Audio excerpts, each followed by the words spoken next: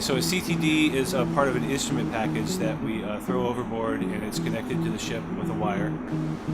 It's short for conductivity, temperature, and depth, and it takes continuous measurements of those three parameters.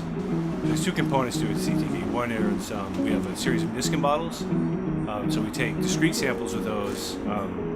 They go down open, and we pick depths that we want to sample, and we then shut the bottle, capturing that water.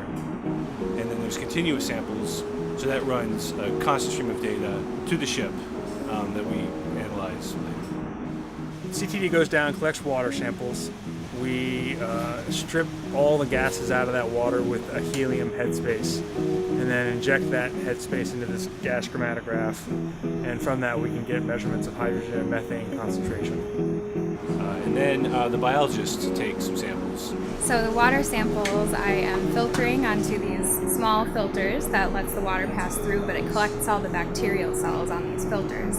And so then I take those filters back to the lab, and I can extract their DNA from the bacteria to see who is in the water that we filter and what they're doing in that water.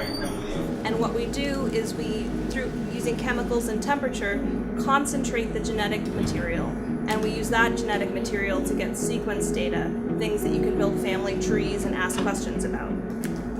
The water is filled with millions and millions of bacteria, and they are really important for processing a lot of nutrients for other organisms and fixing carbon, so taking CO2 and turning it into usable carbon that other organisms can eat or survive off of. So they're really the base of this food web and really important, especially in vent systems where it's kind of a harsher environment.